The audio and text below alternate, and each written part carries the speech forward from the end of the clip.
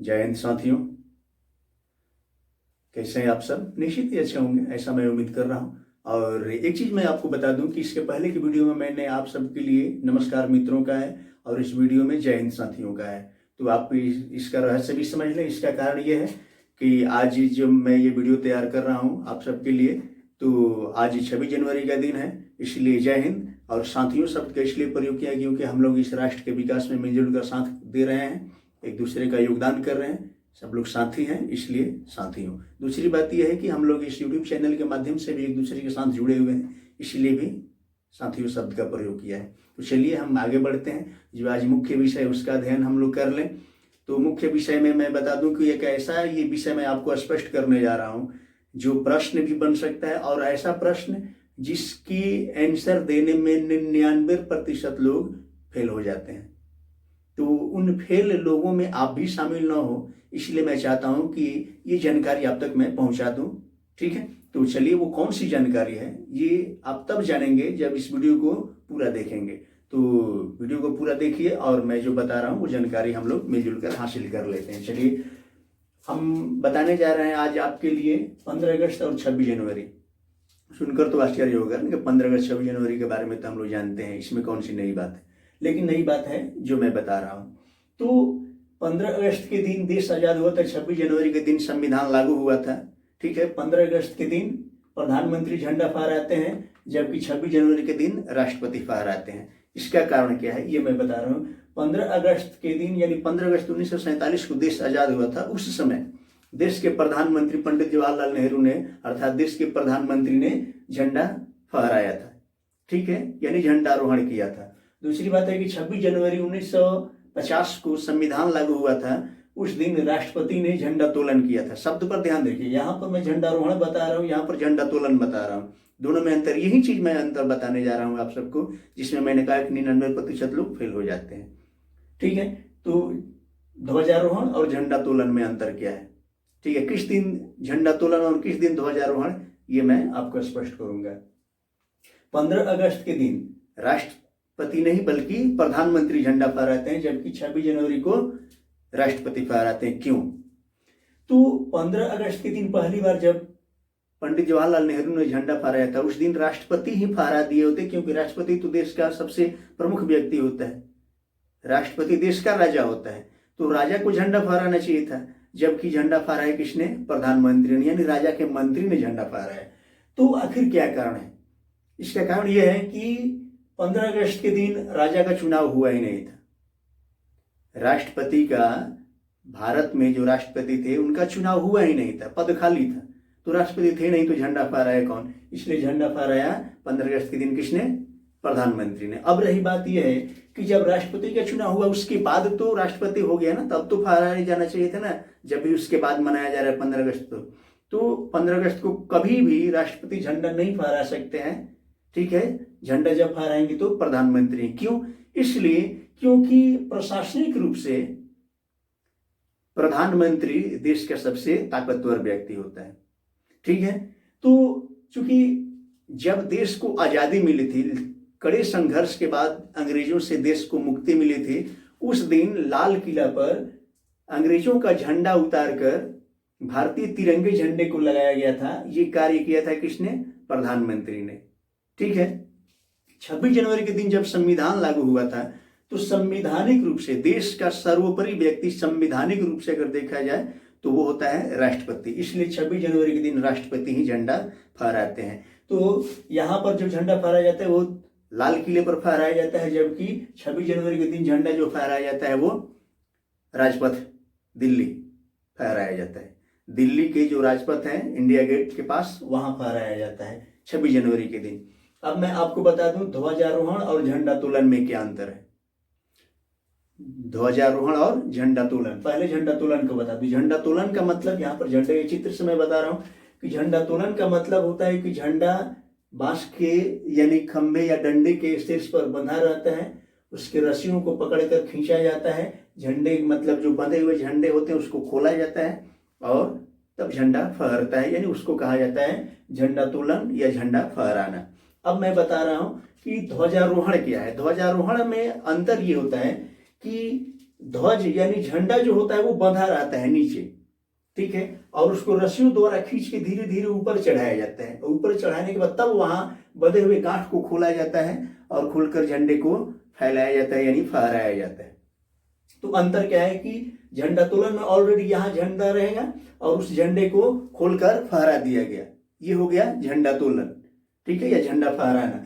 और ध्वजारोहण का मतलब ये हो गया कि झंडे को धीरे धीरे ऊपर की ओर ले जाना शीर्ष भाग तक और वहां ले आकर फिर झंडे को खोलना अर्थात फहराना, ये अंतर है। यही चीज मैं आपको बताने जा रहा था, यही चीज मैं बताने वाला था आपको कि 99% लोग फेल हो जाते हैं। ऑलरेडी विद्यालयों के तो जो टीचर होते हैं वो ज्यादातर ऐसे ही पाए जाते हैं, क्योंकि सबसे अधिक जानकार व्यक्ति अगर शिक्षा की दृष्टि से देखा जाए तो टीचर होते हैं, शिक्षक होते हैं। शिक्षकों के पास ज्ञान अधिक होना चाहिए, लेकिन इस जगह पर वो फेल करते हैं क्योंकि ये जानकारी सबको नहीं होती है, ठीक है। तो इसलिए कहीं आप फेल ना हो, इसलिए आप तो अब जान गए फेल नहीं होंगे, निश्चित है। तो चलिए आगे, इसके और भी बहुत सारे रहस्य हैं जिसको मैं बता रहा हूं, सिर्फ यही बात नहीं है, इसके अलावा और भी बहुत सारे रहस्य हैं। तो अब मैं यहाँ पर रहस्यों को आपके लिए बता दूं, ठीक है। और वो रहस्य है कि कुछ लोग क्या करते हैं, यहाँ पर चक्र बना देते हैं, कुछ लोग अलग खंभे बना देते हैं, पौधान जिस मतलब बना देते हैं, ठीक है। तो विभिन्न रंगों से रंग दिया जाता है अच्छा लगने के लिए, हालांकि रंगना नहीं चाहिए क्योंकि रंग तो ऑलरेडी इसमें है और वही रंग इसमें दिखाकर ये उचित नहीं है, ये नियम के विरुद्ध है, लेकिन फिर भी लोग लगा देते हैं।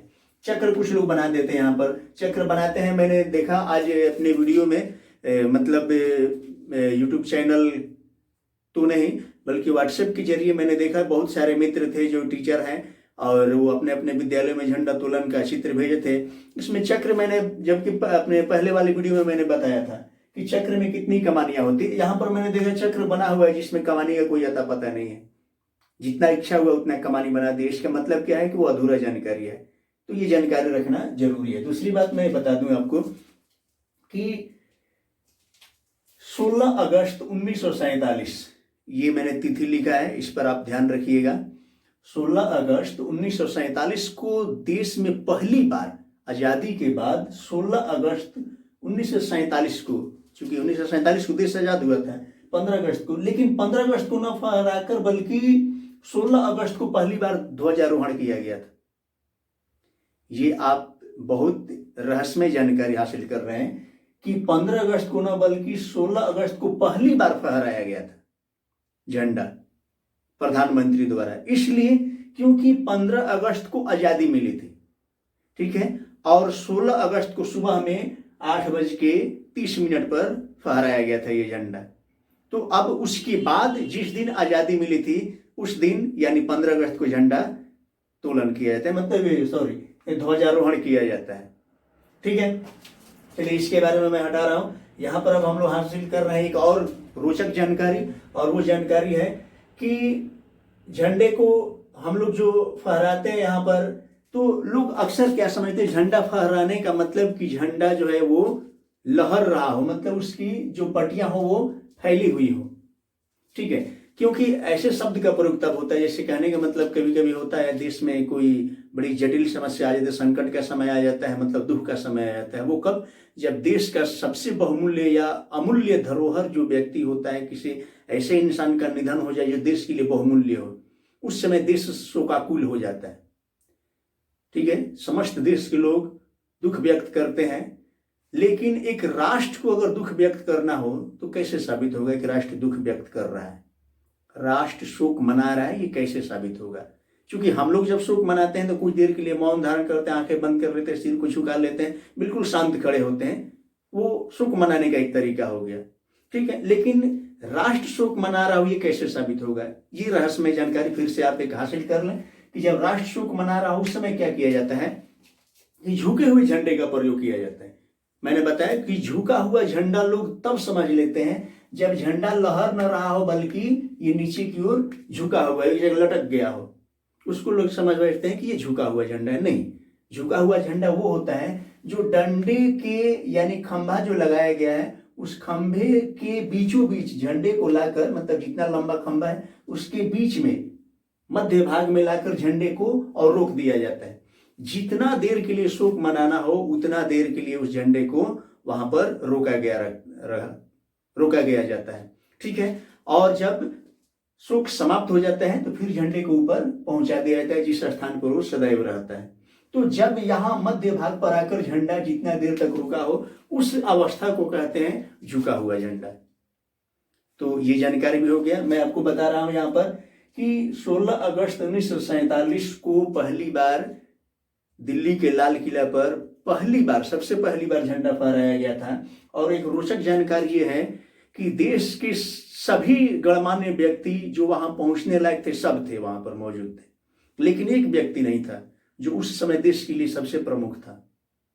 सोचिए, सभी लोग थे, एक से एक माने जाने विद्वान नेता सब लोग थे जब झंडा फहराया जा रहा था, लेकिन देश का सबसे अधिक महत्वपूर्ण व्यक्ति झंडोत्तोलन के दिन यानी ध्वजारोहण के दिन नहीं थे, और वो थे महात्मा गांधी।